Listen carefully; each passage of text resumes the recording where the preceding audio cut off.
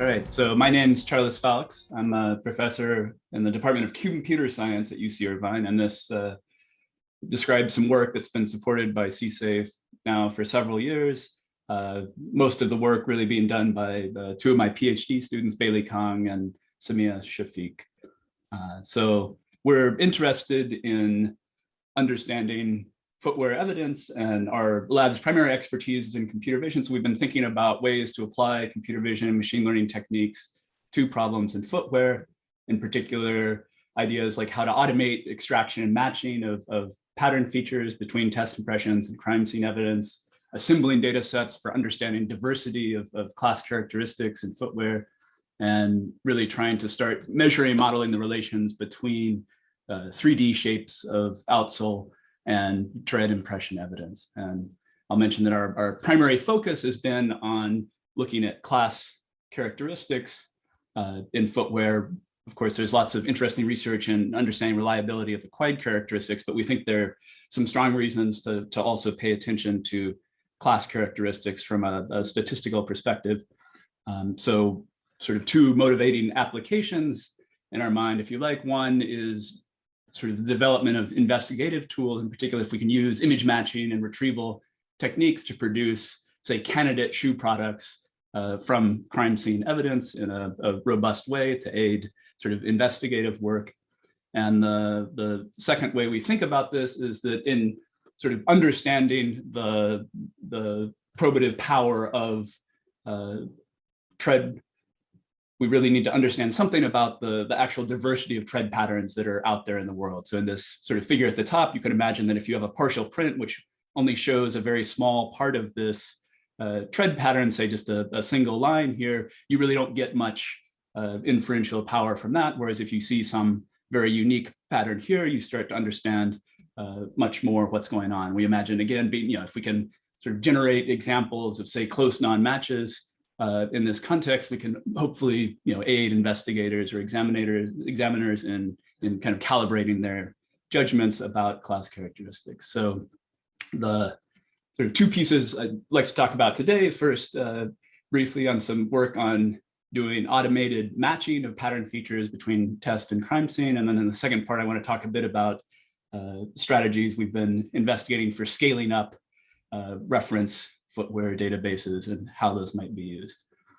So of course, there's a number of existing tools and systems out there that try to solve some of these problems, commercial products like Psychar Soulmate and Everspry, matching systems. There's also a Blue Star in the UK that performs some forms of matching. Many of these are more manual in nature in that they rely on some manual coding of patterns observed in evidence. Others do more fully automated matching, but often in kind of limited context. So for example, matching kind of reference impressions taken, say, from this Everspry scanner to some data set of reference tread patterns. And so there's some various sorts of difficulties here in really assuring that you have high quality matches, and also that these databases are kind of maintained and updated. And so the first thing that we started in is really more closely related to a body of more academic work on trying to match crime scene evidence directly to test impressions. And here, of course, the difficulty is that there's a huge difference between the appearance of a crime scene evidence and, say, a test impression taken in the lab. And so you have this, depending on the way the evidence was collected, there's a wide variety of different modalities. And in some sense, there's not a lot of sort of examples where we have known paired mates to actual crime scene evidence. And that problem of sort of data I'll talk about in a minute, but we've developed some techniques to try to overcome these sort of difficulties of matching test impression to crime scene evidence. And we assume that we have some sort of existing database of test impressions, and given a query that is a bit of crime scene evidence here, the first sort of step is that we need to align this to some candidate reference image. So that alignment process we can do in a brute force manner to sort of fully automate it, or with input from a examiner sort of indicating, okay, which region of the shoe does this partial evidence come from? And now we want to evaluate the score of how well these two patches match each other. And in this case, the tools that we use here come from developments in computer vision for doing image recognition. So we feed these input image patches through a convolutional neural network, which extracts some sort of higher level features of the tread patterns, which are robust to variation in the crime scene prints from one example to the next. And then we compare those features using an extension of normalized cross correlation. And so this was a technique which we published. Here you see the reference at the bottom of the slide, and made available code for people to evaluate this. The way we evaluate this particular method was, again, by using this similarity metric or this match scoring technique in order to rank retrieval results with respect to a particular query. So here in the left column, you're seeing the query crime scene evidence, and on the right, you're seeing a sorted list of the top K search results. And in this case, those marked with a green box were the quote true matches in this case, or presumed true matches. So you see, of course, the quality of the crime scene evidence here on the left is highly variable. You also see some challenges in that even within this set of test impressions, there's many impressions, say this converse in the top, which are very similar tread patterns. And so the first match here actually looks like a good candidate as well in this case. And the way we evaluate this more quantitatively is to look at these retrieval results and ask, on average, if I return 5 results, 10 results, 20 results, what percentage of the time would the correct match be in that short list? And so you see that characterized in this plot, where the axis is the percentage of images you've reviewed, and the y-axis is the empirical probability with which you found a correct match. And so several of these curves were from previous published methods in the last few years, and the purple curve here at the top, of course, was the method we developed and published, which we were excited to see was outperforming some of these existing techniques. So this was a nice place to start with, but of course, you have to ask the question, first off, is this data that we're looking at, reasonable, representative of real crime scene data? In this case, this data set that I just showed the curve from was data collected from gelatin lifts and some photos from crime scenes from German state police offices, and presumed true matches. We've looked at data available from other sources, as well as efforts to sort of create crime scene-like impressions where we actually do know the true match. And there's an ongoing effort within CSAFE to try to develop more data of crime scene-like impressions of this sort. And I just want to point out that in the sort of computer vision machine learning community, as Hal mentioned earlier, often there's been a lot of progress which has been driven by sort of having data sets with large amounts of available training data in order to really tune and refine these methods. And so that's something that we're very interested in. The other view you might have on this is, why is this useful at all, in the sense that for this to be a useful tool, you really need to have this set of reference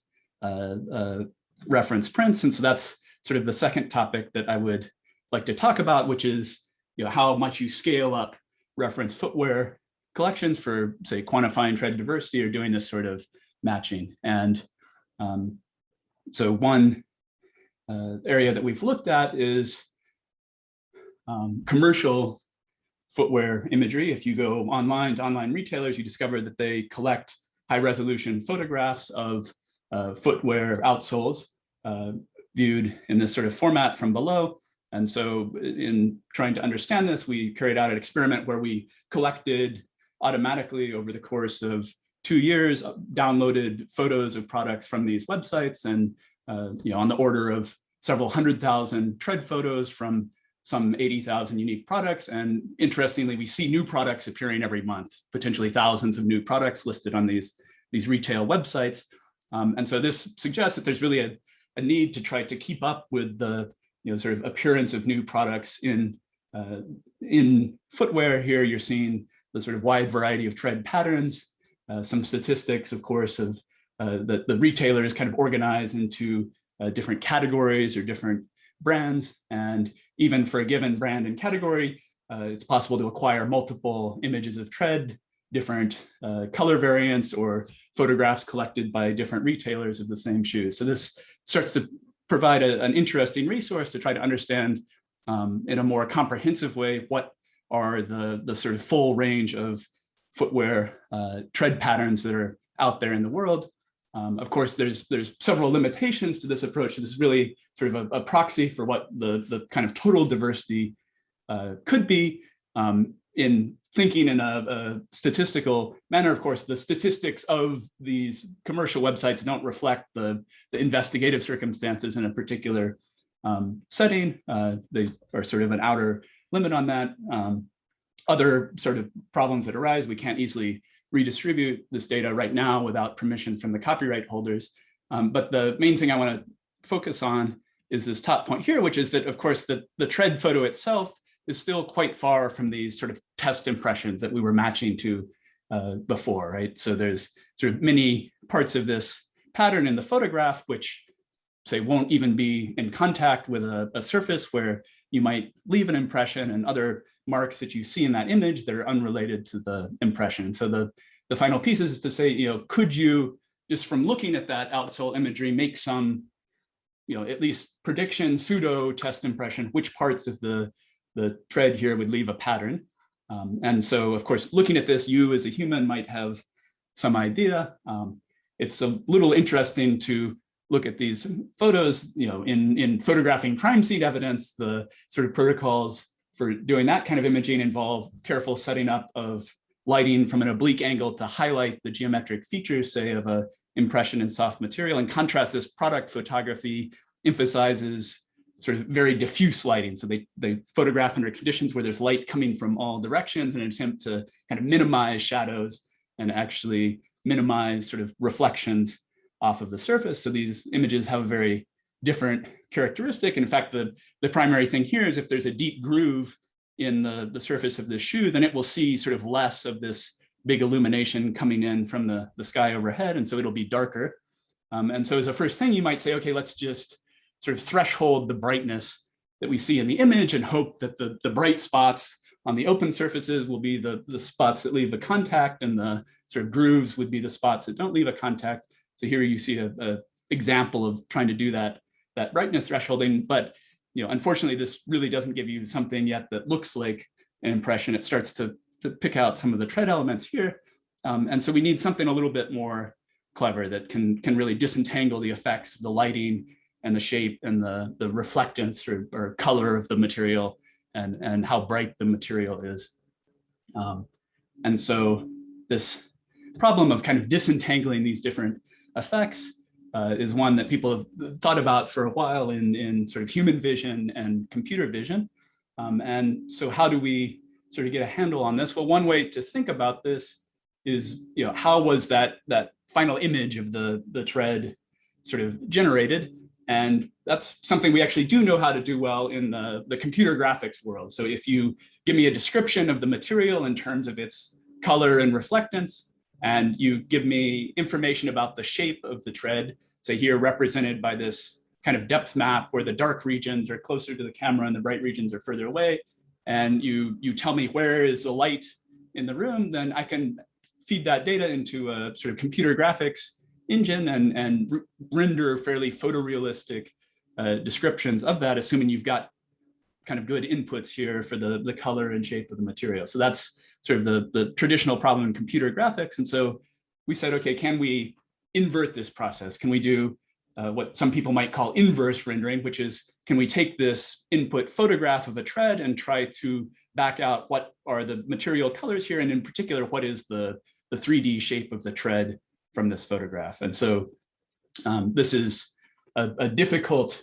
problem. It's in many ways ill-posed mathematically, but we can make use of machine learning techniques to try to learn an inverse model, which can regress from these input images to these predictions of the underlying properties, such as the shape of the tread. And in fact, in our experiments, we use computer graphics rendering to render synthetic examples of shoes and then check, can we sort of carry out this inverse rendering process? And so we've trained models from this sort of computer graphics data and now evaluate them on real commercial imagery as well as imagery we've collected. So here in this slide, you're seeing examples of an input photograph that we say downloaded off the web.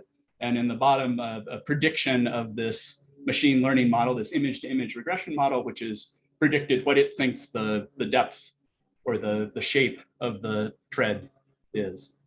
So this is, a little bit of a detour, but if we're able to carry out this sort of decomposition of the appearance of the tread into this shape component and material color component, we can now do a significantly better job of actually predicting what an impression might look like. Or in this case, we maybe say more technically, we're trying to predict what surface of the tread will be in contact when placed on a flat impression surface. So here on the left, you're seeing, again, say this input image, which if I just do some simple thresholding of the image, I get this image at top. Whereas if we go through this intermediate stage of predicting the tread depth or shape and the material color, then by sort of thresholding this shape, we're actually able to generate a much more accurate estimate of the tread surface.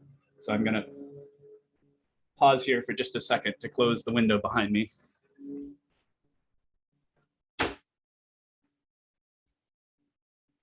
So here's some examples of carrying out this process, again, on commercial tread imagery. So these are shoes for which we don't actually own the product. It's not sitting on our desk. We just have this internet photo that we've downloaded, but we're able to make predictions, which at least here match fairly well with your intuition about what parts of this tread might be in contact and leave an impression. And of course, the work now is to validate these predictions. So how do we actually go about checking that this model is working very well? And for that, we've started collecting shoes, which we are imaging and collecting test impressions from, and also carrying out 3D scanning of to actually get a true 3D shape of the tread. And so the, I guess, final comment I'll make here is that we have to make some kinds of simple assumptions about how does the 3D shape of the tread relate to what the impression would be. And if you like, our simplified model is that, of course, first we're talking about impressions on some hard, flat surface. We assume that there's some limited amount of kind of elastic deformation, say of the tread ridges, and also allow that there's some amount of rolling of the shoe across the surface. And with that kind of simplified assumption, then we can make some prediction of what these impression might look like as a function of the 3D shape. And so in validating that, we're also carrying out some collection of 3D data. So here you're seeing a shoe scanned here at UCI on a commercial 3D scanner that has sort of sub-millimeter accuracy in terms of the 3D shape recovered. So you can see very fine detail of texturing on the rubber of the tread here, and also places where that texture has worn off, or on the shoe on the left, you can make out individual little grains of sand stuck between the grooves in the shoe. And so our plan is to make use of this sort of 3D data as a additional supplement to understand sort of something about the relation between that 3D shape and what kinds of impressions are actually left behind. So we hope to sort of use that data to understand something about the generation of marks on different contact surfaces.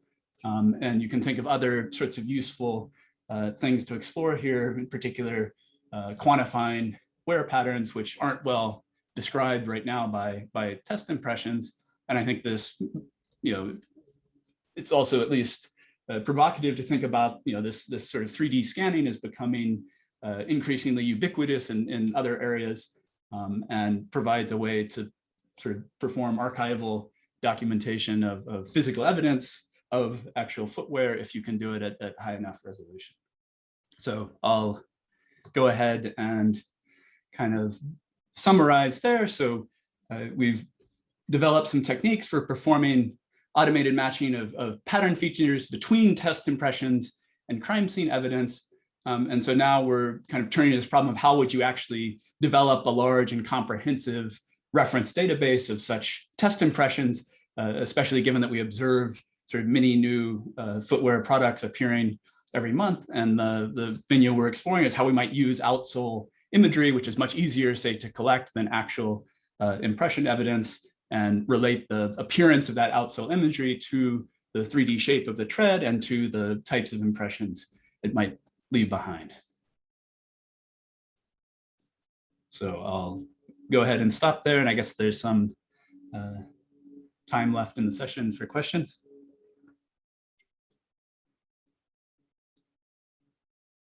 Charles, I'm happy to ask a question. This is Karen Kafadar. In your summary slide is just perfect here. That third bullet was really interesting, and I was captured by the 3D image that was just so detailed and exquisite that it showed sand between the ridges. And I was just wondering, there probably are some features on the impression of the shoe that are pretty hard to obliterate when it makes an impression. But then there would be others like that sand that it's just hopeless. I mean, that's probably never going to come through. Is there a way of distinguishing between them? Because you probably don't want to spend a whole lot of time working on bullets 1 and 2 if the algorithm ends up using features that are just never going to show up in an impression. Yeah, so I think that's an interesting question.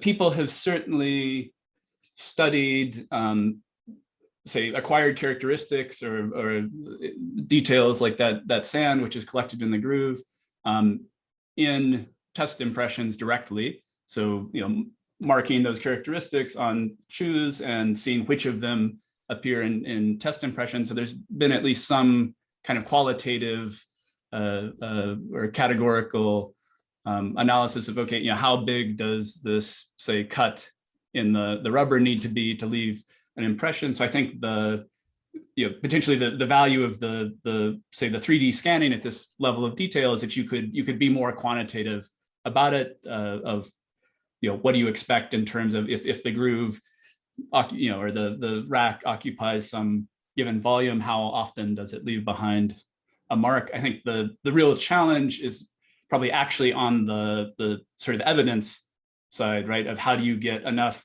diversity in the evidence and make sure that it kind of is relevant, matches things that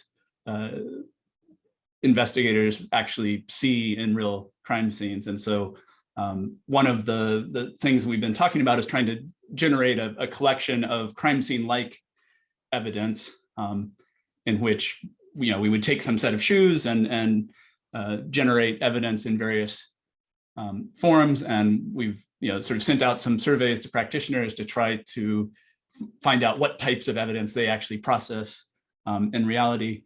So my feeling is that without having done this study yet, that the difficult part will be deciding what variability of sort of crime scene like evidence do we produce in order to say, okay, will this sort of feature of the tread appear in evidence or not? It depends a lot on how that evidence is produced, if that makes sense.